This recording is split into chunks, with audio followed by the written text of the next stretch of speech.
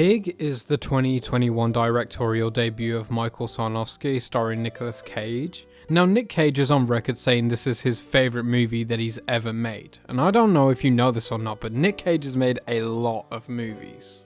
But if you've seen as many Cage movies as I have, it honestly is not difficult to understand why. Though he has had his fair share of dramatic roles that break his Cageisms and occasional typecasts like Mandy, but when you see Pig, you truly understand that it isn't like anything else he has ever made. But before I go into that, spoiler warning for this movie. So in 2009, Nicolas Cage's father, August Coppola, brother of legendary director Francis Ford Coppola, passed away. Cage was raised nearly single-handedly by his dad, as his mother was severely ill for the majority of his life with mental health issues. This incredible loss of not just an idol, not just a parent, but a lifelong and tirelessly binding connection is enough to leave a vacancy in anybody's heart.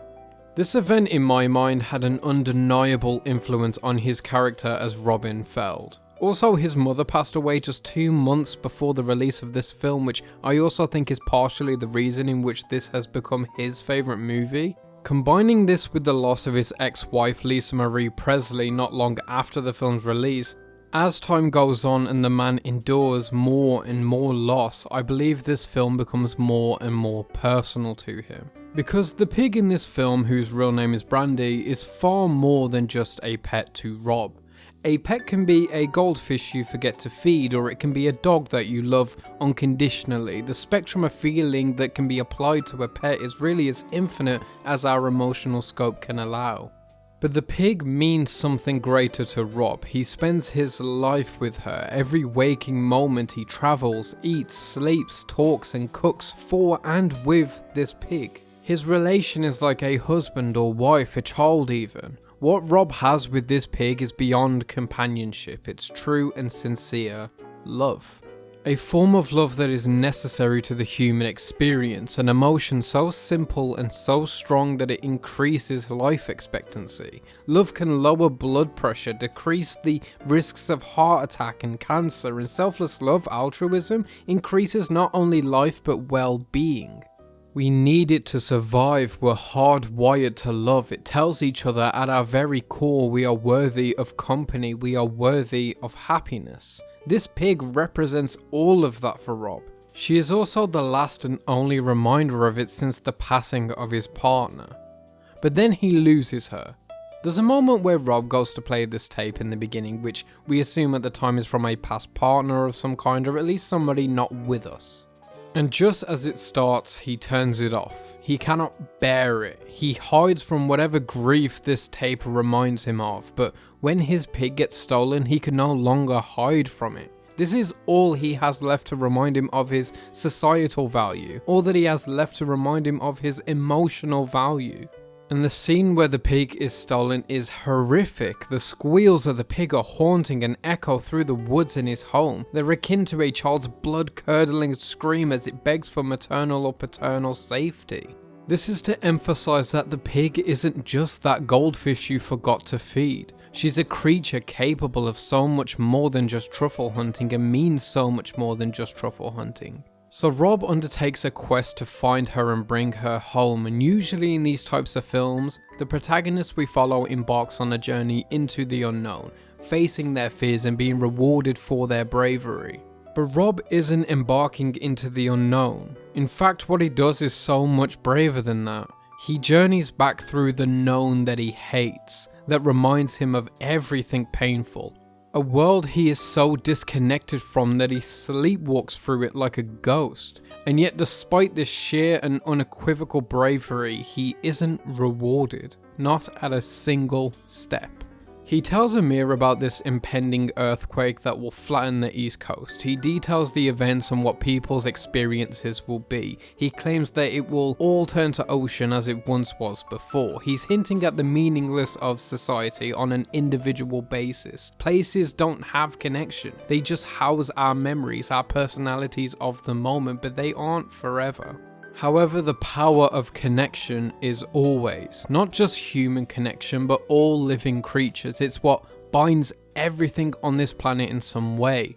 but often it's the connection to ourselves we often lose in the quest to impress and gain favour of others. Like Derek, the chef that he meets with Amir, who was once his line cook. He deconstructs Derek down to his very last hope and dream because he's just a mirror of Rob's past.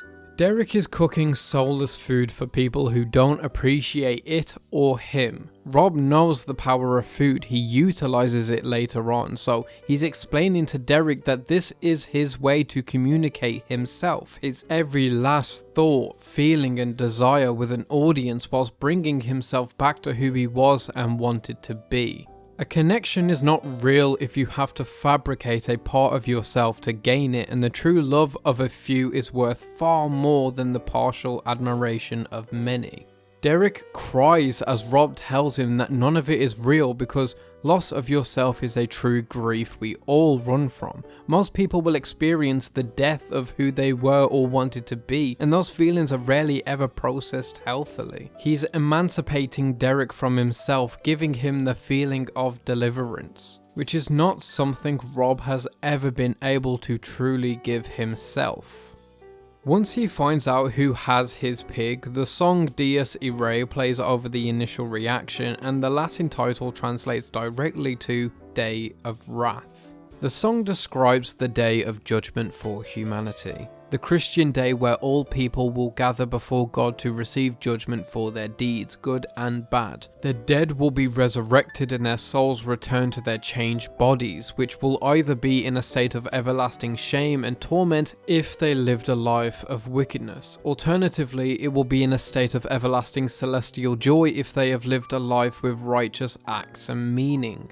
The choice of this song is so incredibly fitting because yes, the obvious, this is going to be the judgment day per se for the person who stole his pig. He's going to unleash his wrath, as it were, upon this world. But the dead resurrecting can apply to Amir's mother, who isn't actually dead after all, or can apply to his dad, who's emotionally dead until a later scene that we'll get to.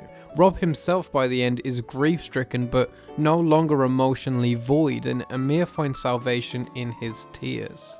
But this scene is immediately followed by one of the greatest cooking scenes ever put to film. It encompasses the entire journey and its purpose. It's the perfect third act climax whilst being unconventionally somber. It carries the theme of meeting Rob's past life with his current one and combining them to find his future. It flexes his passion and focuses his love through the art of cooking. It represents the end of his journey to not only respecting Amir but accepting him and teaching him. And not just teaching him how to cook a meal, but teaching him how to connect with the product he's involved in, which is invaluable to a man in his startup position. And then the meal itself is a representation of how food can induce memory, and how memory can induce emotion, and how emotion evokes empathy, and empathy results in connection. It's through finding this connection with Darius that it's revealed that the pig had died long before Rob had even gotten close. It's disgustingly unsatisfying and bold. Her dying represents the final connection to the love that he's capable of being severed. His grief amounts to an unbearable reality that finally destroys the stoic persona that he's fortified the entire runtime. He breaks down, he loses all composure, and instantly accepts and revolts at the truth. At one point, Rob says, "I don't need my pig to find truffles. The trees tell you where to look." Then why the fuck did we do all this? I love her. And though that is an excessively simple line and concept, it's the most real Rob ever gets. It's the truth that makes Amir understand the journey, that compels him to help without hesitation, and finally, once that journey is over, they find themselves back at a diner near Rob's home. He says that he's been thinking that if he had never left, never went to search for her, in his head she'd still be alive. And Amir tells him that in reality it wouldn't change a thing, she still wouldn't be, and Rob reflectively agrees. He goes home, sits on the bed and just simply exists. He finally finds the courage to become part of his grief. He embraces and finally plays the tape from his deceased partner because he's no longer running from his loss. He's facing it. He's learning to grow despite it. He has finally come to terms with it all because after lecturing Derek about what's real and what isn't, Rob could find himself a hypocrite because convincing yourself something isn't real doesn't make the truth any less painful. It just buries it, which is neither healthy nor helpful. So though Robin by the end of the movie has experienced immeasurable loss, his acceptance of his grief is what will set him free eventually. It's a brutal but hopeful end to his story. And that is the lesson this film is teaching you on the subject of connection and loss.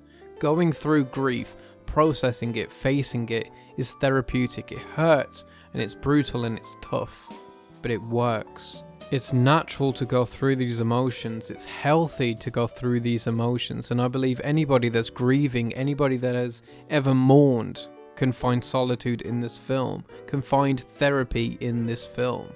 So have you seen Pig? If so, let me know what you think about it. Let me know what you think about this video. I read every single comment and reply to as many as possible, and whether it's this striking story of grief and acceptance or not. As always, keep watching movies.